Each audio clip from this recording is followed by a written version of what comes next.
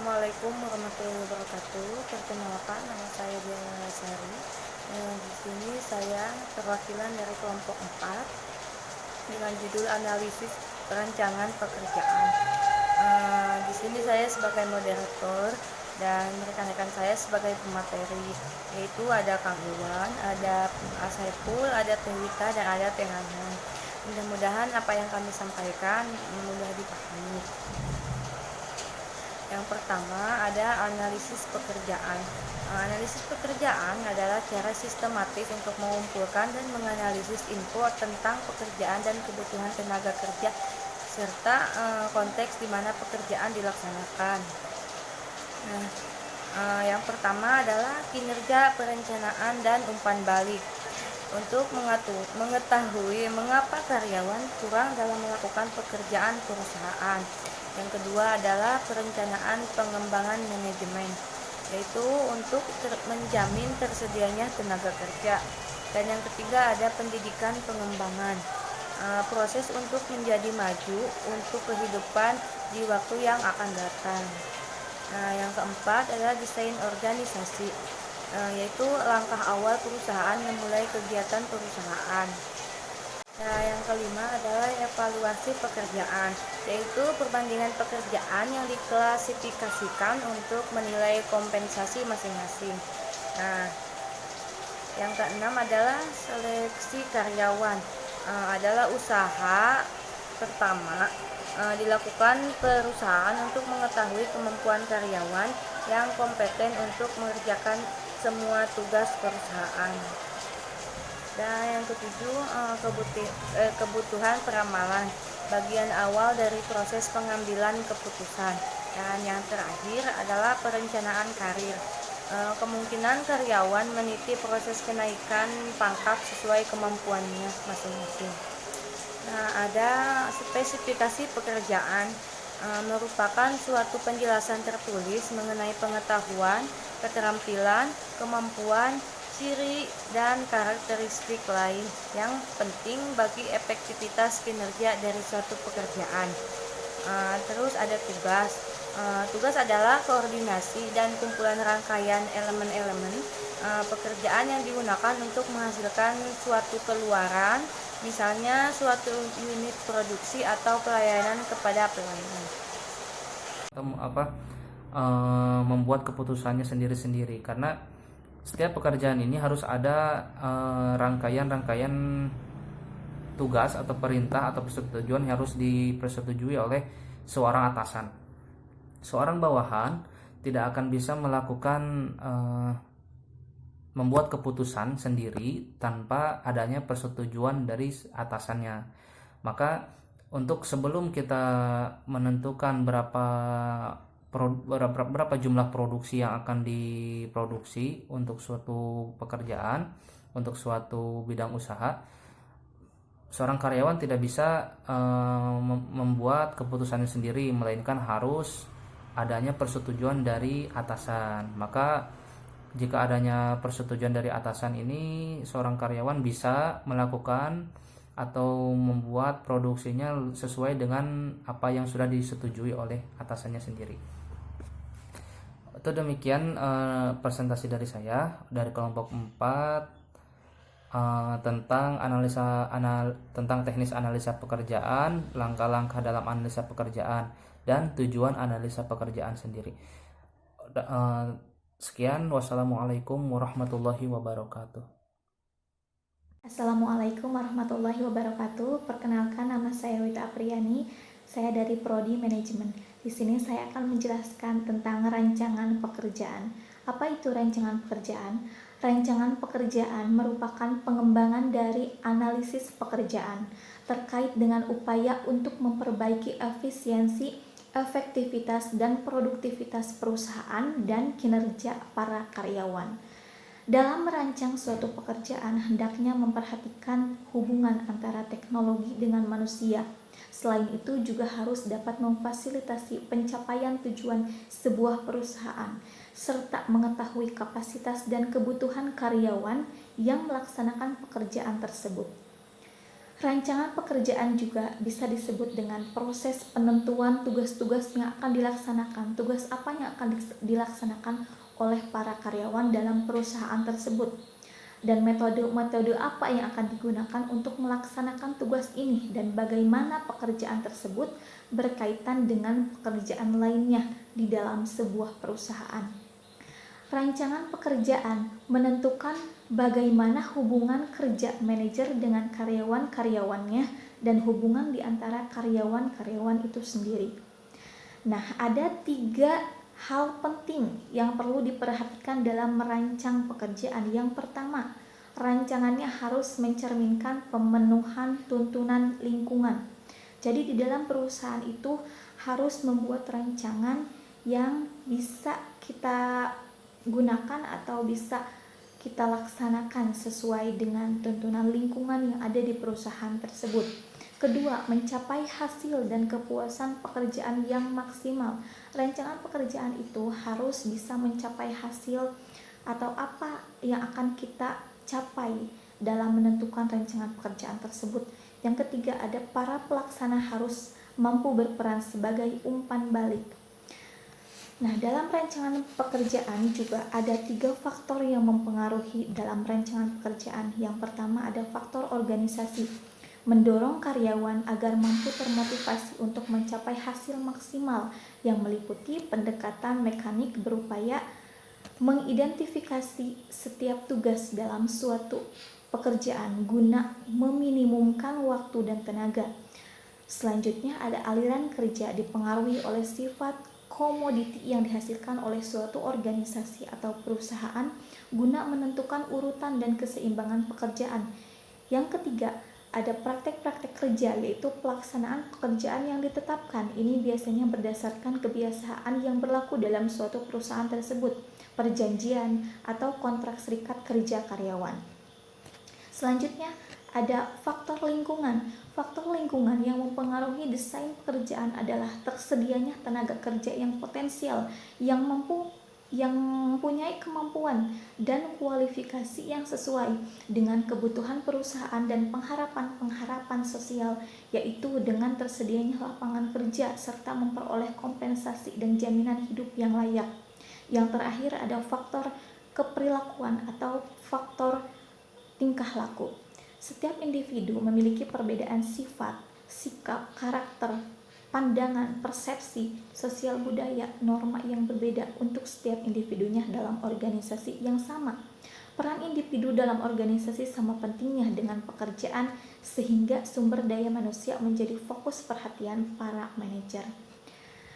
Terima kasih, mungkin segitu yang bisa saya sampaikan. Wassalamualaikum warahmatullahi wabarakatuh. Bismillahirrahmanirrahim. Assalamualaikum warahmatullahi wabarakatuh. Saya Hanan Hanifah, program studi akuntansi karyawan. Di sini saya akan menjelaskan mengenai analisis job. Nah, mengingat sangat pentingnya sekali peranannya ini dalam manajemen perusahaan, maka kita harus benar-benar memahami apa itu analisis job. Nah, analisis job pada dasarnya merupakan suatu analisis yang dilakukan untuk mengidentifikasi dan menentukan secara rinci tugas dan persyaratan pekerjaan tertentu serta kepentingan yang berkaitan dengan tugas-tugas jabatan dan pekerjaan tertentu. Nah, job analisis ini bisa diartikan sebagai sebuah proses yang melakukan eksplorasi secara sistematis dalam suatu jabatan, serta melakukan studi dan pencatatan tanggung jawab, tugas, keterampilan yang harus dimiliki oleh karyawan. Nah, jadi artinya semua faktor yang dibutuhkan oleh pekerjaan dan apa yang harus dimiliki oleh seseorang karyawan mengenai tugasnya untuk mengisi jabatan tersebut atau pekerjaan tersebut agar dapat bekerja secara produktif di dalam suatu perusahaan. Nah, kenapa dibutuhkan sekali kegiatan analisis jabatan?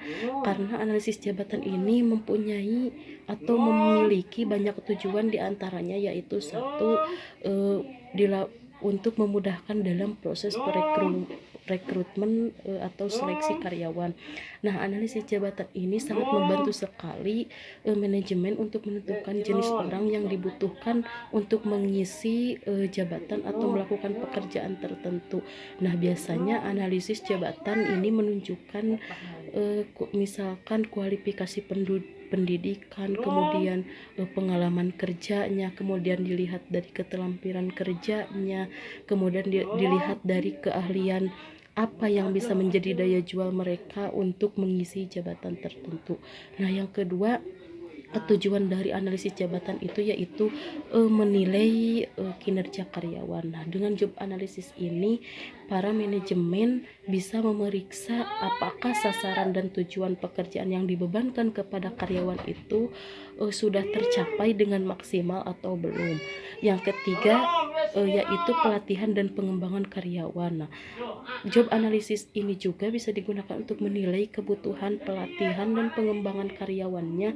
Caranya misalkan dengan melihat perbandingan antara hasil kerja yang diharapkan dan kenyataannya. Nah, yang keempat, tujuan dari analisis job ini yaitu untuk manajemen kompensasi.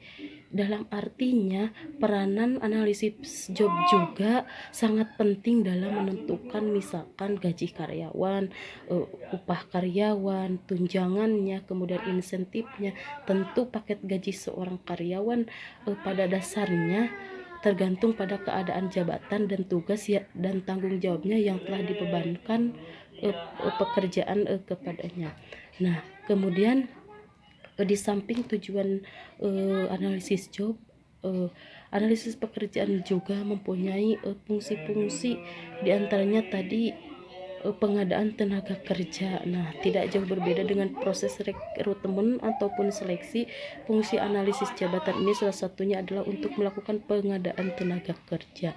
Yang kedua, pelatihan. Masih berkaitan dengan pelatihan dan pengembangan karyawan, job analisis ini berfungsi sebagai salah satu bentuk pelatihan.